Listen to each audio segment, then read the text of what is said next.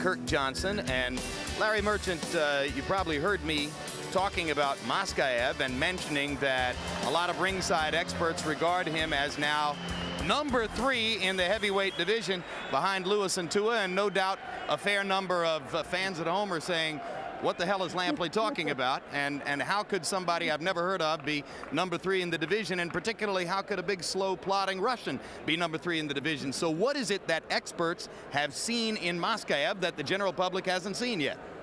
What you hear constantly from fight people is he's solid. Solid is fight speak for, we haven't seen enough of him to make him a future champion, but he's got some serious strengths. Quick, powerful hands, a good jaw, courage, well-conditioned athlete. And he has no serious weaknesses.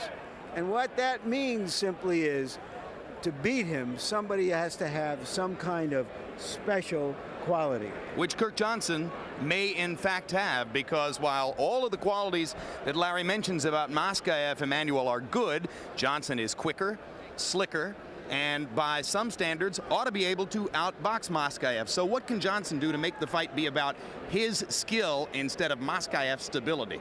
Well, I think the biggest thing that Johnson has going for his fight, the fact that Maskaev fights an analytical type fight where he basically bases his entire attack around trying to move you into his right hand.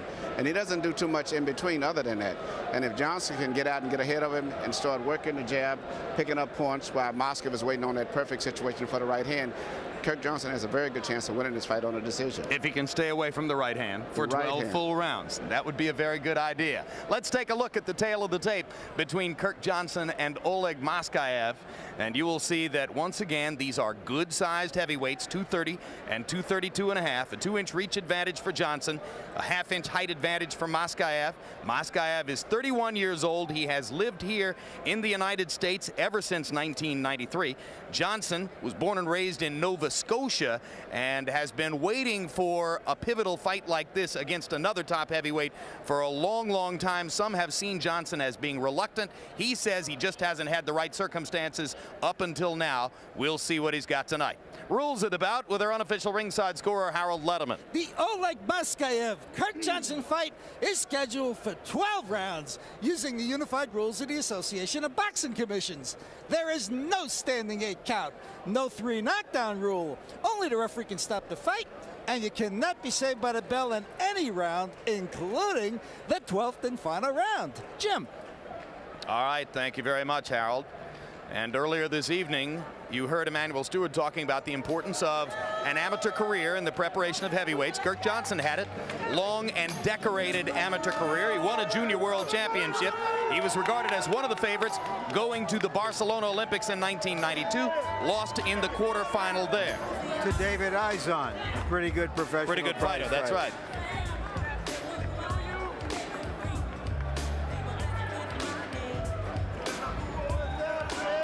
He was nurtured by his father to be a fighter, has been through a succession of top trainers, including Teddy Atlas for a brief period of time, and now is back with the trainer with whom he started, Curtis Coates.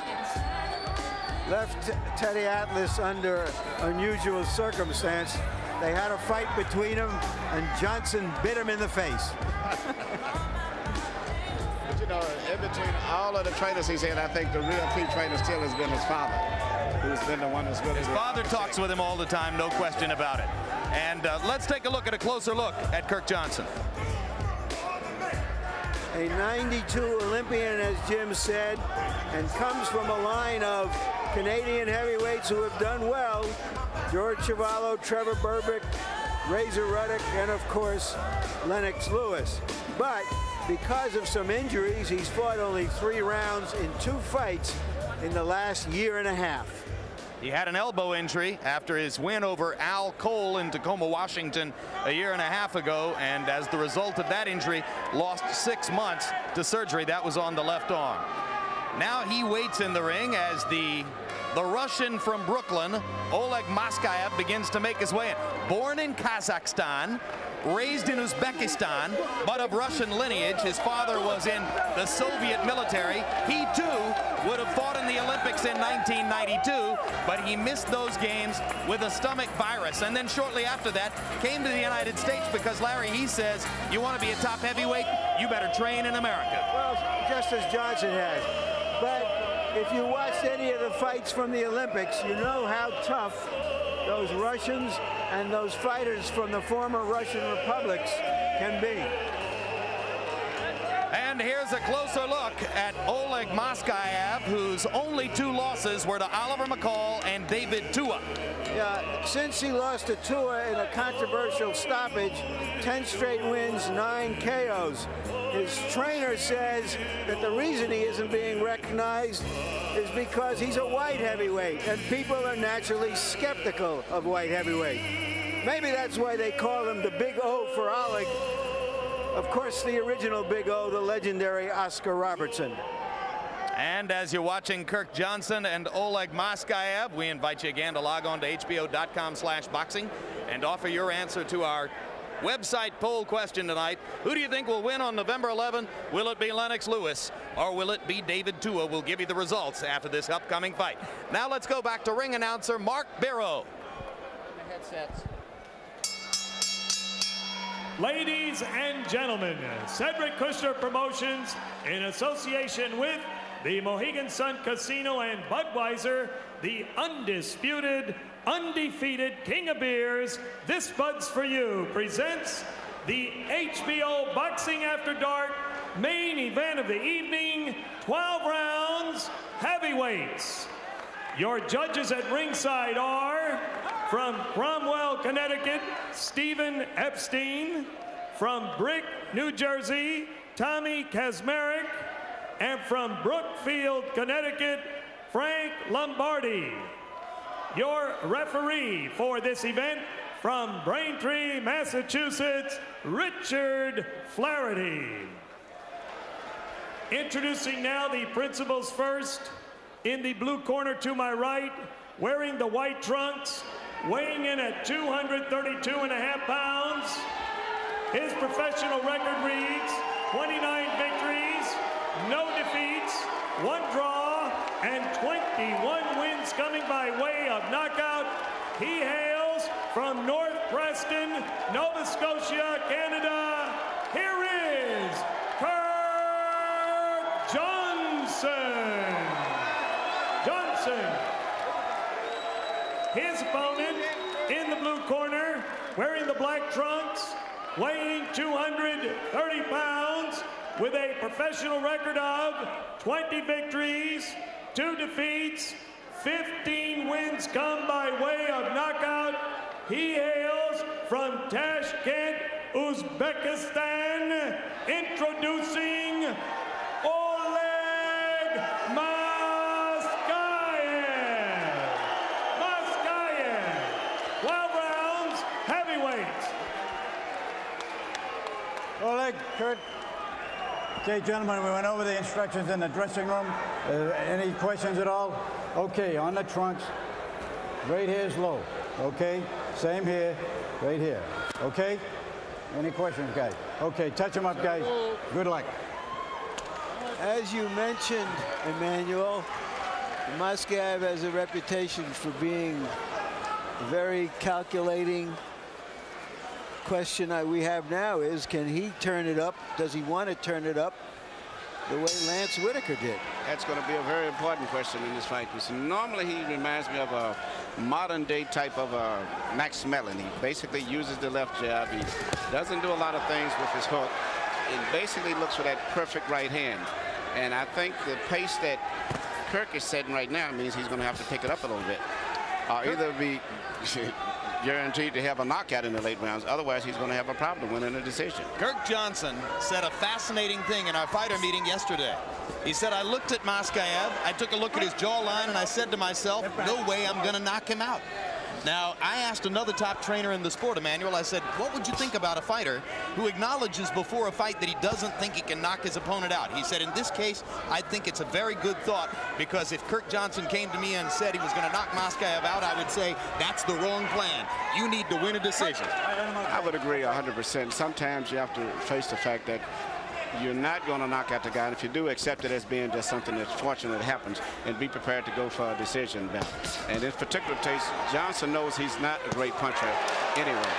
And the thing that the weakness with Johnson is basically, I don't think he's really that strong inside. I think Maskaev is a much stronger person from the inside. But whether he can land that big right hand is going to be a big factor for Maskaev. So let's see if Johnson can keep the fight at range. Yes, Larry? Well, two things. One is Johnson may not think he's going to knock him out, but he's letting him know there'll be a price to pay as he comes toward him. And secondly, there's also a little bit of a knot outside the left eye of Maskaev. I don't know if that happened as a result of a punch or whether it was there before, but I hadn't noticed it. I think it was as a result of a punch. When you get a better look, you'll see it. But I do like the way that Maskaev is fighting. He's fighting a much, much more intense pace than he normally does in most of his fights. And as he's crowding Johnson is trying to throw a right hand that's really not landing that effective. Well, as Maskaev has worked with a physical trainer over the course of the past 3 years, his body has changed. He used to look a little bit softer and more like just a big, plodding, strong type heavyweight. Now he's got an athletically cut build, but Johnson shows you his quickness with both the left and the right hand there. And also Maskaev showed his great chin too. He didn't even flinch. Maybe well, Johnson was right. That's a given. Maskaev has a beard. You go 11 rounds with David Dua, you've got a beard, and Maskaev did that. And don't forget, Maskaev didn't have that much experience when he came here in those fights. He is really developing to a pretty decent fighter by moving and relocating here in the United States.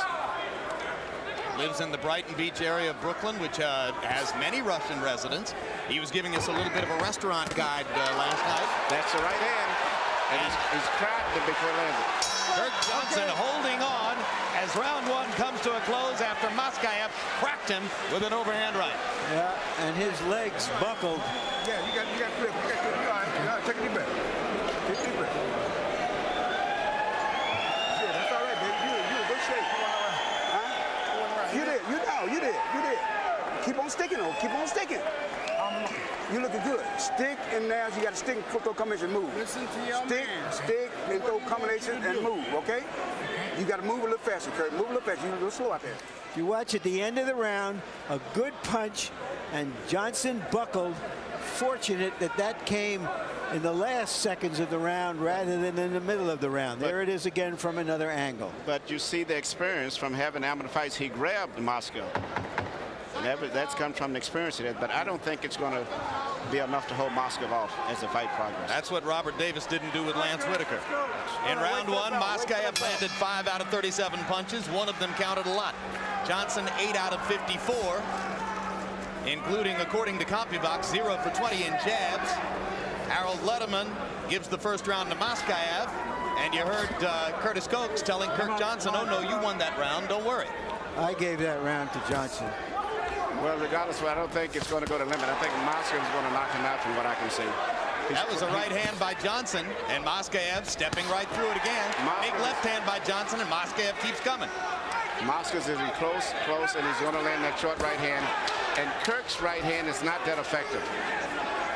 But the thing is, Maskaev is crowding him. He's getting very much on top of him where he can't see the right hand as it's coming.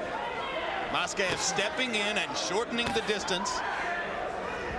And again, having the chin gives you the freedom to do this. If you think you can take your opponent's punch, you just keep coming forward and get into range to throw your own. It's so important in the heavyweight division to be able to withstand punishment. You have to be able to take a good punch, particularly heavyweight. What Maskaev is doing, he's shooting his right hand after he gets very close. He's not shooting it at a long enough distance where Kirk can avoid it. Normally, Kirk Johnson depends on moving back and getting out of range, but in this case, Maskaev is getting extremely close before he throws the right hand. On being fought here on the undercard earlier this evening, and Johnson threw a right hand that came out of the Vaughn Bean playbook.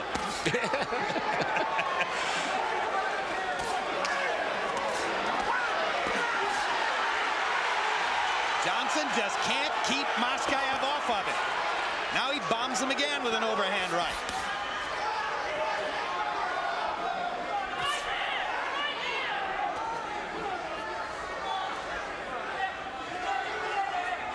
Johnson's plan was to jab and move. We see less and less of that. That's and right. Maskaev blocks him with the right. The short right hand after he gets very close.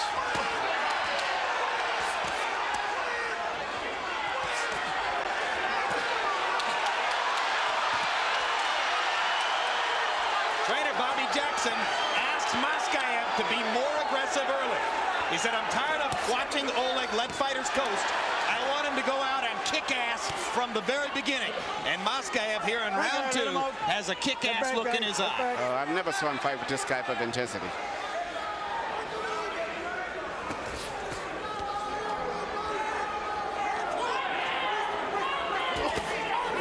Johnson with a body shot. Momentarily backs Maskaev off. Here comes the big O again.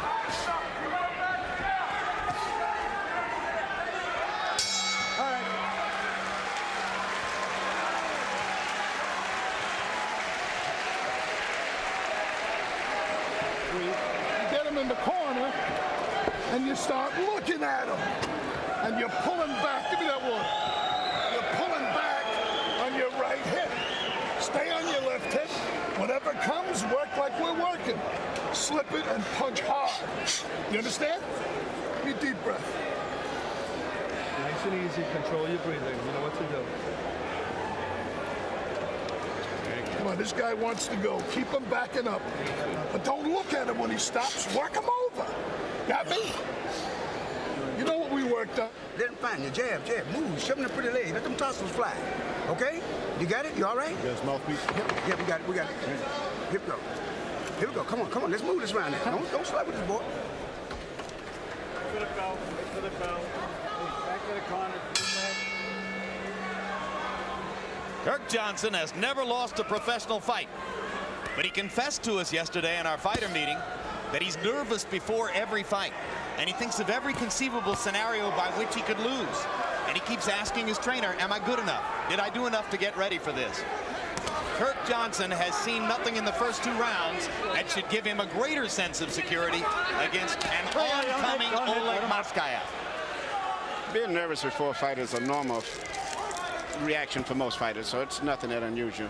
But I'm really surprised that Johnson is fighting with so much determination himself. This has turned out to be a much more intense fight than I'd ever anticipated between these two.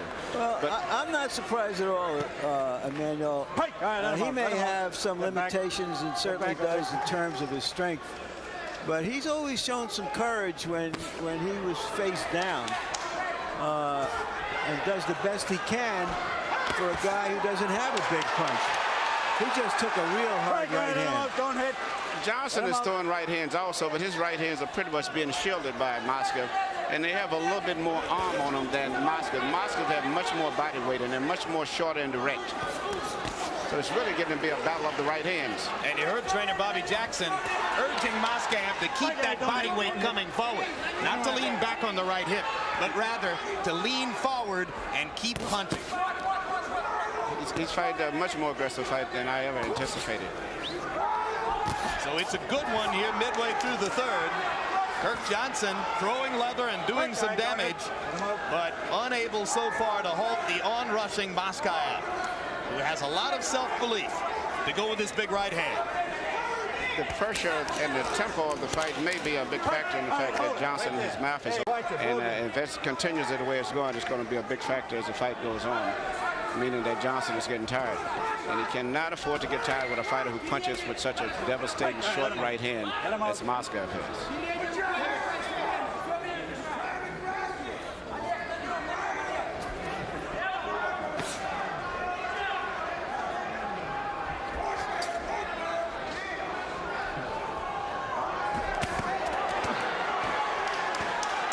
Trade rights. Johnson holding on every time he gets ripped with the right. Maskaev barging forward with his jab as though holding a telephone pole in front of him.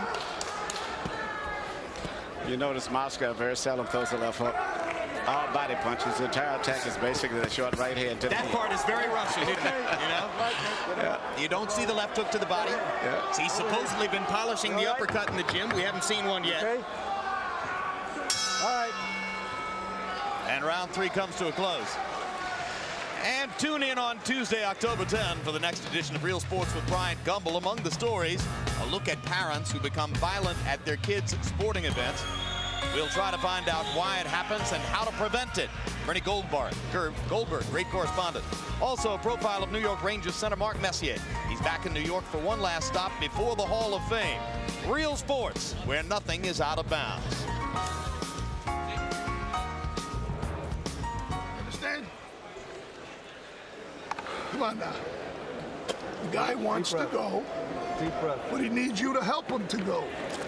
When he leans away, take the body, but punch and recover. All right, hey. Center, you're doing good, baby, but you are, but I need a little bit more work. Okay.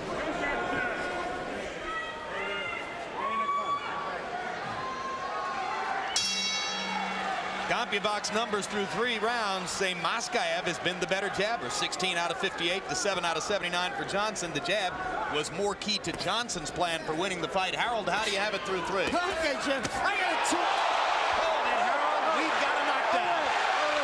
A big knockdown with a left hand by Kirk Johnson. 6, 7, 8. All right? Big gloves. Put your hands up. This is a whole new fight, Manny. A left hook that came after the right hand, and no one was expecting a left hook.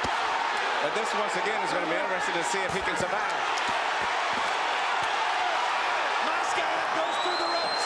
Same place where he put Hasim Rahman last year in Atlantic City. It's over. And the referee stops the fight. And Kirk Johnson, who told us that he didn't think he could knock out Oleg Maskaev, does it with a huge left hand. I mean, a big one. Well, we've talked about it, Emmanuel, endlessly about the left hook being the most devastating punch in boxing. And particularly the left hook that comes after right hand, much like Mike McCallum hit Don Curry with, and Bob Foster knocked out Big Tiger. Bob Foster knocked out Mike Corey. Joe Frazier knocked down Muhammad Ali with a left hook. But particularly after right hand, you never see it when you throw a right hand. It comes off the blind side. And that was not so much it was a hard punch, but the fact that he didn't even see the punch. It got to be a battle of right hands, and Kirk cheated a little bit to throw a left hook after he threw a right hand. Well, he had Maskaev coming in aggressively, looking to throw the right, leaving himself a little bit open. And he is a quicker-handed fighter than Maskaev. So I wonder if Curtis Coates asked for that left hook after the right hand. He's a pretty sweet fighter. He's pulled a few tricks himself in his career. Well, I think it got to be, as I said, a battle of right hands, and if someone threw a left hook, it was something that no one expected. It was a beauty. Larry Merchant headed into the ring. Kirk Johnson enhances his unbeaten credentials. Been waiting a long time for this man to emerge into stardom, and he might have done it with a big blow right there. He did it tonight.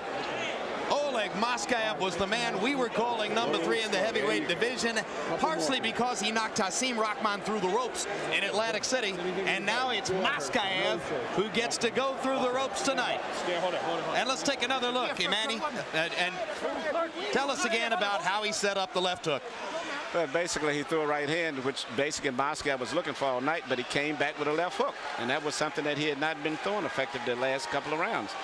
And Maskaev, it wasn't so much that the punch was just hard, he didn't see the punch. And that's the worst punch in boxing, to get hit with, the punch you don't see. As you say, Mike McCallum against Donald Curry, Bob Foster all those years ago. Oh, it's the most dangerous punch in boxing, a left hook that follows a right hand. Boom. Brilliant shot by Johnson. This is the man who said to us yesterday, I don't think I can knock Maskaev out. He proves himself wrong as he comes back to do more damage and just lands with lefts and rights until Oleg goes through the ropes. both fighters came in with a lot of determination in their eyes tonight, which, you know, and this is a fight that could have easily been a very boring fight, with Maskaev basically back and back like he has did in the past a lot, waiting for the perfect right hand. But he came out more aggressive, and Kirk Johnson just had a look in his eye when he came in, and he was just determined to not be denied tonight. So I think the emotional state of the mind made it a much more exciting fight than I expected it to be. And you know what? Talent rose to the top, because as good as Maskaev is, he doesn't have the natural gifts that Kirk Johnson has always had, and tonight Kirk Johnson capitalized on those gifts. Let's go to Mark Barrow with the official particulars on the decision. Ladies and gentlemen, the time, 51 seconds of the 4th round. The winner by knockout and still undefeated, Kirk Johnson.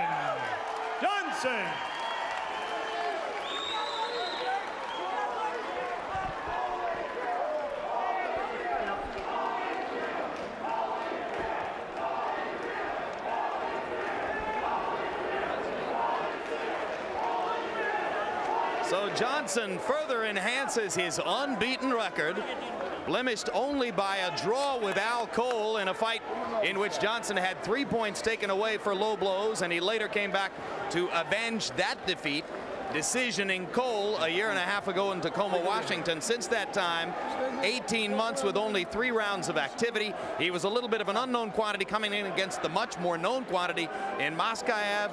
They fired rockets for the better part of 4 rounds until Johnson put him away. Let's take a look at final copy box numbers on this heavyweight war.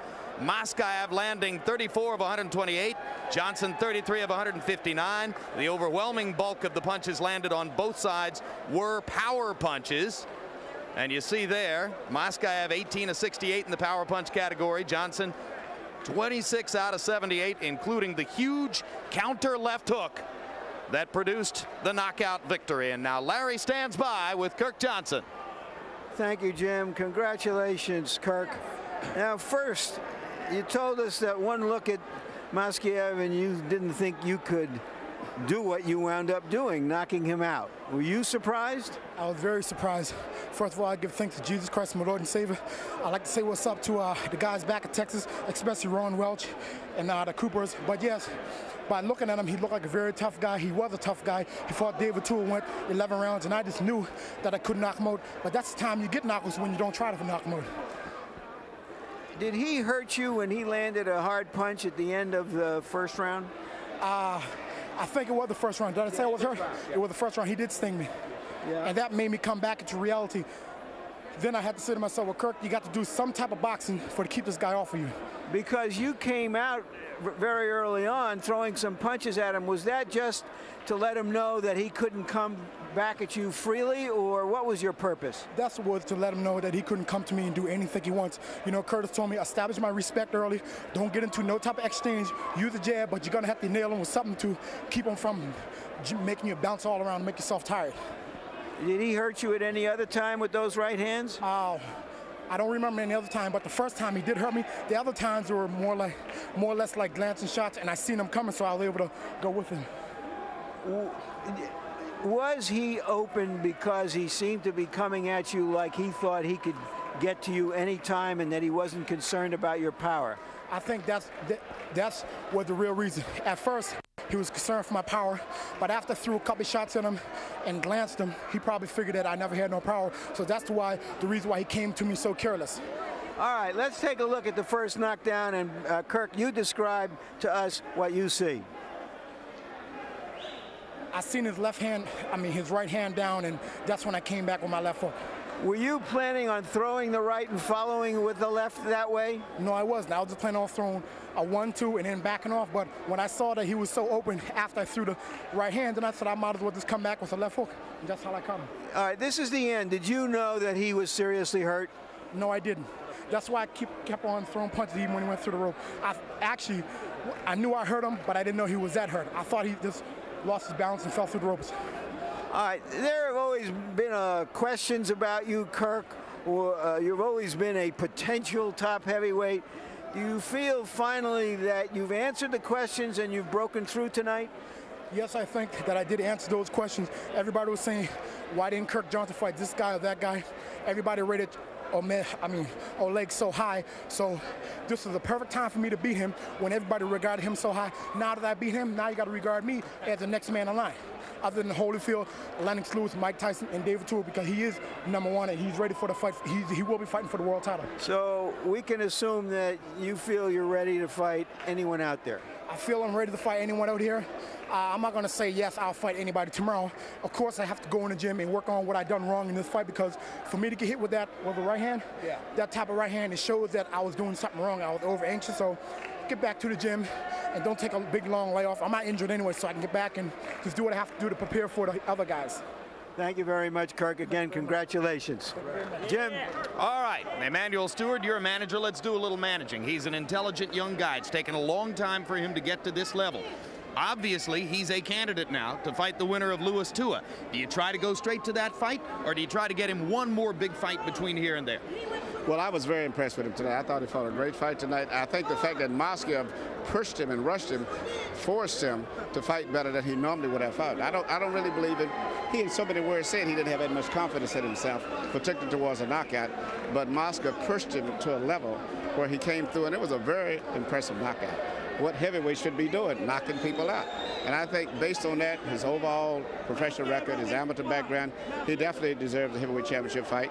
And I have no problem with Lennox, and I'm quite sure Lennox has no problem with fighting him his very next fight. Hey, listen, Lennox would love to fight him, wouldn't he, and give a Canadian a shot at the heavyweight championship? It would be very interesting. You know? Well, let's see. It was a very impressive fight. I was very impressed with him tonight. And the fact that he landed a punch, but his eyes had so much intensity tonight, as well as Maskaev. And I think the fact that Maskaev was pushing him a lot was what really forced the fight to be so exciting. They were both ready. Let's see what Oleg Maskaev has to say to Larry Merchant. Thank you, Jim. Oleg, you heard him at the end of the first round.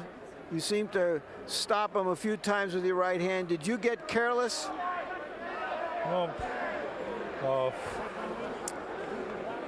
I try to find my way, to give him my way to box with him, but he caught me with a nice left hook, right?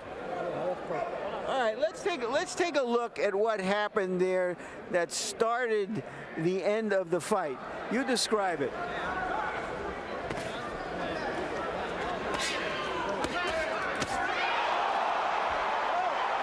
You threw the right hand that missed and the left hand followed up. You never saw the punch, did you?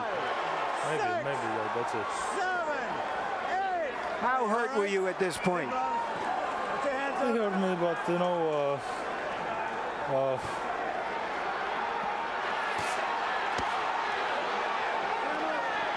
right.